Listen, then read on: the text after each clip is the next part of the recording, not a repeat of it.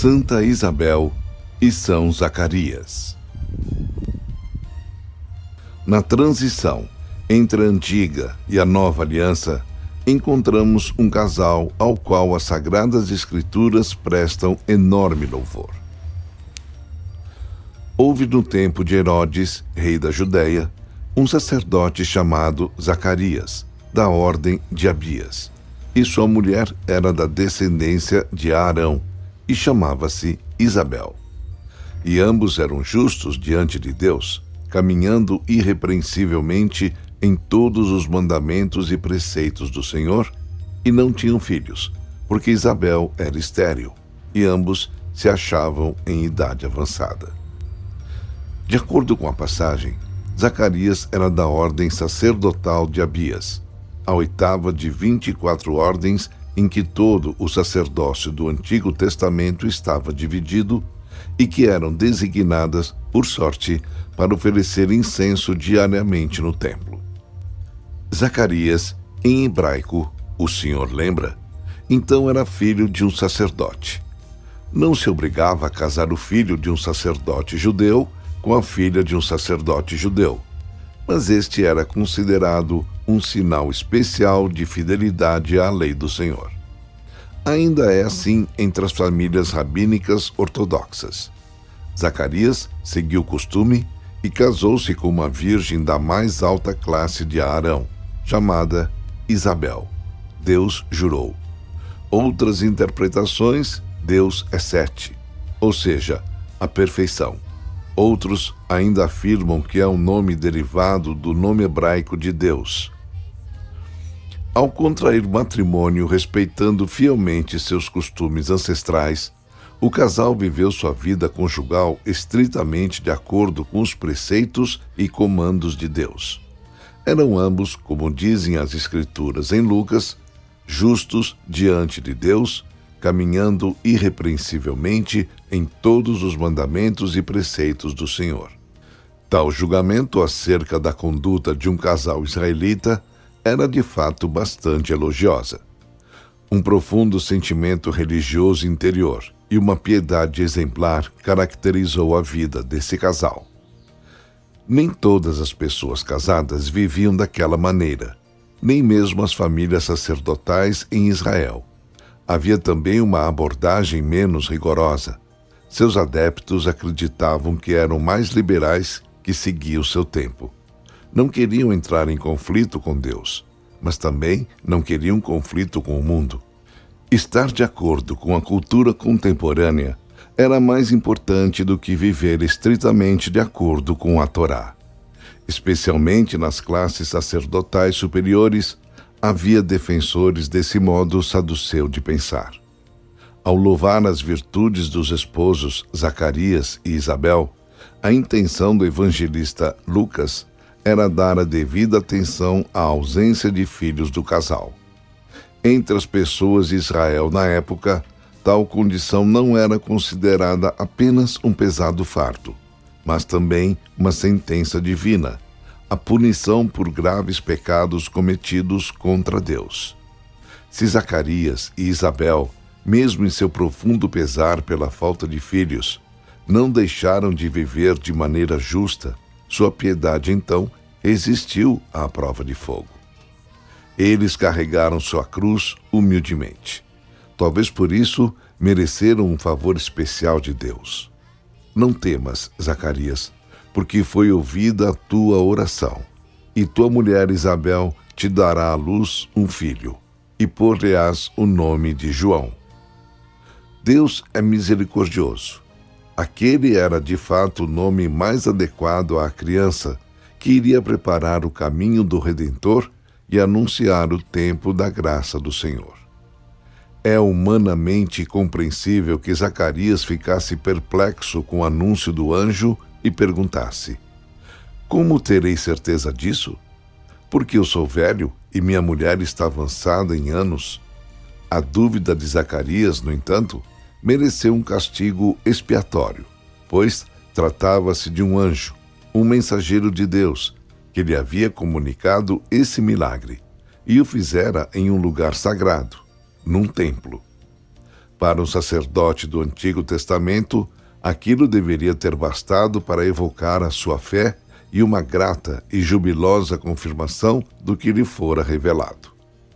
Da parte de Isabel, não há registro de dúvidas e hesitações nas Sagradas Escrituras. A opinião de Padre Keter provavelmente está correta. Sua alma feminina conhecia melhor aquele campo misterioso, onde a natureza encontra o sobrenatural, do que o conhecia a alma sacerdotal de seu marido.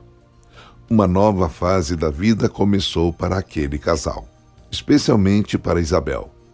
Apenas as mães conseguem compreender na pele que transformação se deu em todo o seu ser quando o Criador a convocou ao seu serviço, mesmo que ela já se encontrasse em idade avançada. E aconteceu que, depois de terem acabado os dias do seu ministério, retirou-se para sua casa. E em alguns dias, Isabel, sua mulher, concebeu, e durante 5 meses esteve escondida, dizendo: Eis a graça que o Senhor me fez, nos dias em que me olhou para tirar o meu opróbrio de entre os homens. O que podemos deduzir a partir desse solilóquio de Isabel que Lucas nos transmitiu? Por um lado, ela tinha consciência de que a criança que concebera fora uma bênção e um sinal da generosidade divina. Afinal, ela e o marido haviam desejado um filho por longo tempo e rezado juntos ano após ano com tal intenção. Além disso, ela era grata a Deus por libertá-la da vergonha que carregava aos olhos dos homens. Mas por que Isabel permaneceu em total reclusão por 5 meses? Será por querer aparecer novamente entre os vizinhos apenas quando ficasse evidente que Deus lhe livrara de sua vergonha de não ter filhos? Outro motivo, mais sublime, e manteve em casa em silêncio.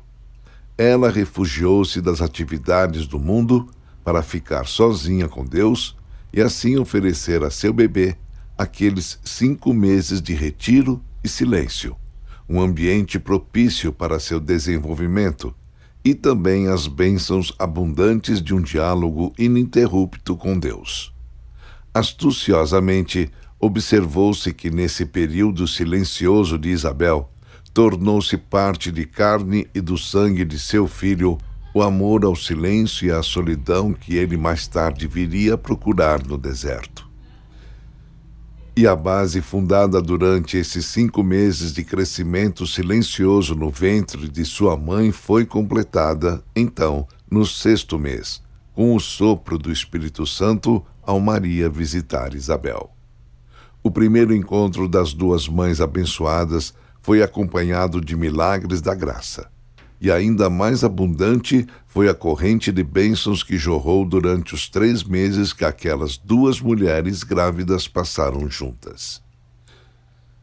Quando, ao fim dos 9 meses, Isabel deu à luz seu filho e segurou-o em seus braços, foi um dia glorioso não apenas para ela e seu marido Zacarias. E os seus vizinhos e parentes ouviram como o Senhor tinha assinalado com ela a sua misericórdia e congratulavam-se com ela. Depois de anunciar o nascimento de um filho a Isabel, o anjo Gabriel dissera a Zacarias: Será para ti motivo de gozo e de alegria, e muitos se alegrarão no seu nascimento. Zacarias comemorou ademais o fato de ter-lhe sido tirado o castigo da mudez. Podendo falar novamente, louvou e agradeceu a Deus profeticamente e com todo o seu coração. E Zacarias, seu pai, foi cheio do Espírito Santo e profetizou, dizendo: Bendito seja o Senhor, Deus de Israel. Não sabemos o que aconteceu depois na vida do casal Isabel e Zacarias. As Sagradas Escrituras não tratam do assunto. De todo modo, os louvores divinos cantados por Zacarias ainda ressoam, no cântico conhecido como Benedictus, recitado na hora litúrgica das laudes, e proferido todos os dias por religiosos e sacerdotes no ofício divino. De acordo com o apócrifo Apocalipse de Zacarias, da virada do século IV, Zacarias foi assassinado por Herodes no templo. Não há dúvidas de que ele foi considerado santo desde as mais antigas eras cristãs, e seu dia é 5 de novembro, o mesmo de sua santa esposa, Isabel. Embora apenas depois da reforma do calendário litúrgico, iniciada pelo Concílio Vaticano II, os santos casados passassem a ser celebrados no mesmo dia, e não em dias separados.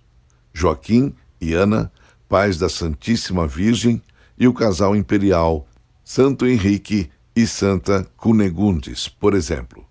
Os pais de João Batista sempre foram celebrados na mesma data e aparecem mencionados juntos no Martirológio Romano, no registro de 5 de novembro.